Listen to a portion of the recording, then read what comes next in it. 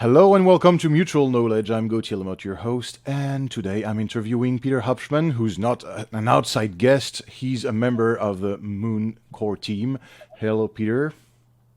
Hi, Gautier. How are you? I'm good. I'm wonderful. And you? I'm good, thanks. I'm good. I'm still in the EU. I love it here. All right. So today, Peter, I'd like to introduce you to our audience because you're partner of the MuKn ecosystem, and I'd like to know for a starter a bit of your background. How did you end up here? Oh gosh. Well, I ended up here as a CFO, coming from a CFO service, and just by sheer luck, we are together now. But this is what I want to do, so I'll be joining you full time. All right. How did you get in touch for what was your first contact with the blockchain industry? Oh, a few years ago, a buddy of mine from high school approached me, and I thought he had an awesome blockchain idea.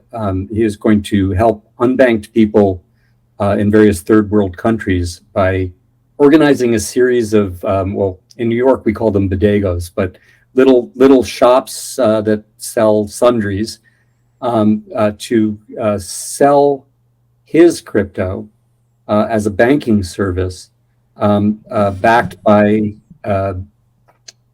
cell phone minutes. International cell phone minutes was his currency, and he went through an ICO, and that caused me to dig in a little bit deeper. This is, I don't know, 2.5, 3 years ago, and write an article. And then a bunch of people started to get in touch with me about it.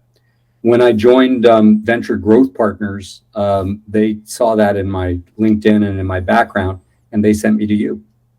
Wonderful. All right. So when you arrived in this industry, what was the first thing that struck you? Oh, that miners aren't actually mining anything with pickaxes. All right. I had no idea before, really. Of course. Of course. It sounds like they have pickaxes. Of course. And what's the main striking thing in the industry that is totally different? Like this is a different world, an alien world compared to all the others in other industries you've been in, because you've raised funds for many startups. Yeah, well, it's the technology that really drives me. What's interesting to me is the use cases for this technology. I like to think about shipping, and in the shipping industry, there are a lot of information discontinuities. People with clipboards at various shipyards, checking boxes for things being shipped. That needs to stop, and it's not a great application for centralization. It's a great application for decentralization, verifying and keeping track of all of that. So that's how I like to think about it. Wonderful. You know what I like when I ask these questions is that everyone comes from a different industry. Like, I live in Paris. We say, like most people from Paris, you were not born in Paris. Well, like most people working in the blockchain sector, you didn't start with the blockchain sector. And what I like is that everyone is bringing their own ideas of a use case. So this one is wonderful. Okay, and so what are the challenges you think about when you think about the blockchain industry? What is it that it requires to become more mainstream in the future? Well, this is what I love about MuKn, is that we're attacking some of those issues. The safety, the ease of programming. These in the blockchain right now, you have to be a real expert, and you're still making mistakes. So the technologies that MuKn is working on make it safe for regular programmers to program in the blockchain. So I think to make blockchain mainstream, we need MuKn. Well, I will say yes, but I have a big conflict of interest here, absolutely, because I work here. So I'm going to stay silent about it, but I agree with you. So what are the main danger, the main pitfalls that you see in most cryptocurrency or blockchain sector companies? What are the things that they should be wary of? Well, I think we've all heard about that, the hacks that are going on and problems with the way people are implementing the technology. And that's what MuKn is attacking. But there's more to it than that. I mean, I think I'm here as a kind of former mainstream CFO to work with groups on making their organizations pay attention to things like compliance and accounting and the legal aspects of our legal system. These are things that the blockchain community has, largely eschewed as they've been growing up, but now they need to address them in order to become mainstream. Wonderful. All right. And so how do you see the future of MuKn? What are the big projects we're working on? Would you like to present that? What's not something that is not top secret at the moment? Top secret. I think top secret might be the names of some of our clients. We're beginning to move into the banking system and to help people with digital assets in banking. That's very exciting to me. I think the most exciting thing to me, this might surprise you, is actually the language that we're working on. So making the blockchain safe for regular programmers to make smart contracts, to use the blockchain. That's extremely important for the future of the technology. But short term, I'm very excited about Laconic. And we've been describing Laconic, where we're the lead developer, as the Bloomberg terminal of Ethereum. And although we're going to use Laconic technology to go after other chains, we're starting with Ethereum and having really fast access to really accurate and verified information in a decentralized system is extremely, extremely exciting to be able to spread the technology. How would you describe for our audience the Bloomberg terminal? What is it? What does it do? So I guess Bloomberg is really a terminal that talks about the price of stocks. Mm-hmm. We're really going to talk about the state of a contract in the blockchain. And so the problem, as I understand it, and I'm no technologist, I'm a CFO. The problem, as I understand it, is that Ethereum and the blockchain are write optimized, not read optimized. And so having an off-chain but decentralized system to read the blockchain and then report to applications and smart contracts the state of the blockchain is extremely important in order to have fast computing. People complain about the slowness of the blockchain. We're the cure for that. Yeah, in one episode of Mutualknowledge, I interviewed Antoine Tourme, another French person, and the guy told me, yeah, but the problem is that even with the updates of Ethereum, there are going to be scaling issues that you guys need to solve. So we're working on that. And any ethical concerns about the blockchain world? Something that it could change within the next 10 years. Something in the world that could be made different by the blockchain, both positive and negative. Well, I think that I and MuKn really welcome the regulatory community to scrutinize the blockchain. We're dealing, I think, at the highest levels, and we're targeting banks as our clients because we want to make sure that it's a safe place for people to invest. It's not a safe place for people to invest yet. And there are an awful lot of scams, and we'd like to see those go away. Shining the light on all of this is the way for that to happen. So I'd like to think about us shining a light as we go along and exposing criminal activities. So more transparency. More transparency, but also more thought into the transparency, more technology focusing on the transparency. I think we in the industry need to clean ourselves up. That's our obligation. I think the second part of that is that, there were, I think, a lot of young people driving this forward, back when it all started in the early 2010s. And they didn't have so much experience in the legal system and the regulatory system, and they didn't understand all of the consequences of all of the different ways that they tried to change things. And I think that part is changing now too. and that as more senior practitioners of business come to focus on the area, that we're going to also clean things up that way.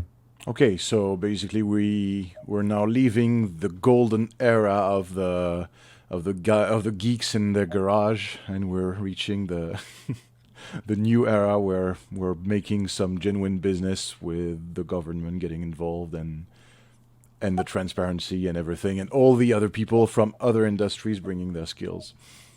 Yeah, and I think we should welcome that with open arms and make sure that people understand why we think that decentralization can be important for different use cases. And so now I'm going to talk to you as an expert in finance and as a CFO. What is it that would make a bank, for example, indulge in using those things, those decentralized technologies, the blockchain, of course, but more largely, what are the use cases? How would they Well, like benefit I from was it? saying before, I think there are very natural use cases for processes in business that are already decentralized that don't need to be re-centralized, like in the shipping industry. I think all of those things can happen locally and be verified in a decentralized system like this without having to re-centralize them. Some of the experts I've spoken with about the blockchain being slow have said to me, yes and no. Not really. When you think about decentralized use cases, then it's really fast. It's faster than centralized systems when it's localized like that. So I think we can think about those kinds of things. To me, healthcare is extremely, extremely exciting. Oh, please tell me more. Right. So I don't want my health records centralized. And in fact, getting my health records is almost impossible because they're already decentralized. They live at various doctors' offices and various file cabinets. So this is a great area where we can use decentralization and where we can use cryptography to keep my health records out of the hands of thieves and exploiters. So if You're going to see a revolution in that. go on, sorry. No, that was it. Okay. So if I get you right, because I like what you said regarding re-centralization, it's not really a debate about whether decentralization is better than centralization or not. It's about using in a smart way any type of decentralization when things are already decentralized, and for some reason the architecture of the decision chain or something like that is making people go back to centralized processes when it's not needed, right? And that's exactly how I'm thinking about it. Yes. Okay, so it would be like, okay, I can go from point A to point B with my car, but for some reason I'm legally compelled to use my car to go to the airport. And yes, the plane is much faster, but to take the plane, it takes a lot of time that makes the whole process more cumbersome in the end. Okay, I get that. And so, Exactly. what are the things you imagine for MuKn? How do you see MuKn in 5 years?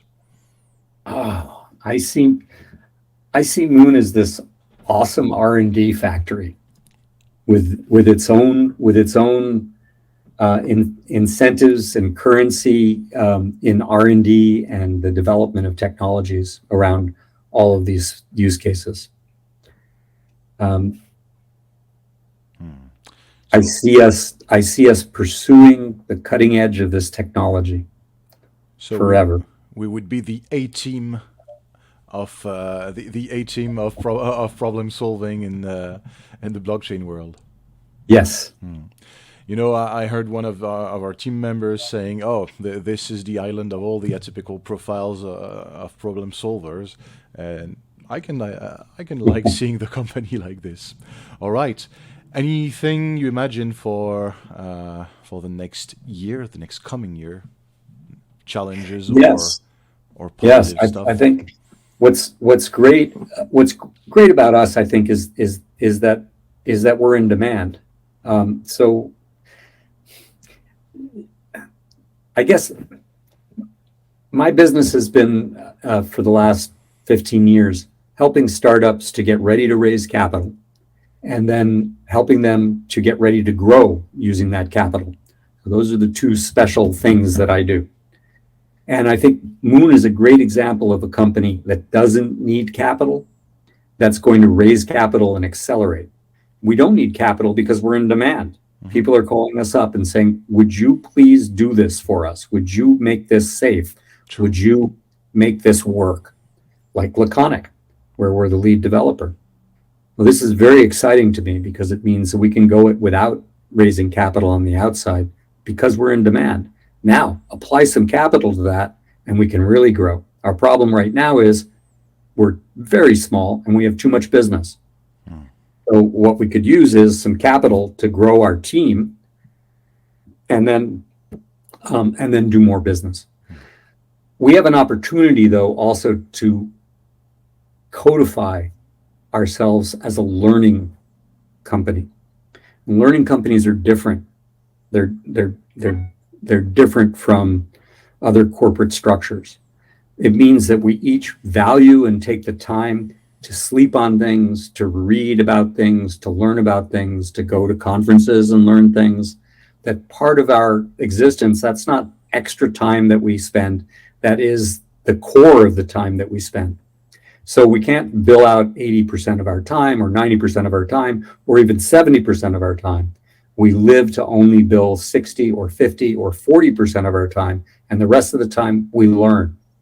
And that's the kind of organization I'd like to see us build when we have enough demand to do that. Wonderful. Okay, thank you, Peter, for everything. And everyone, this is Mutual Knowledge. Please share, follow, and subscribe. Thank you, Peter. Thank you.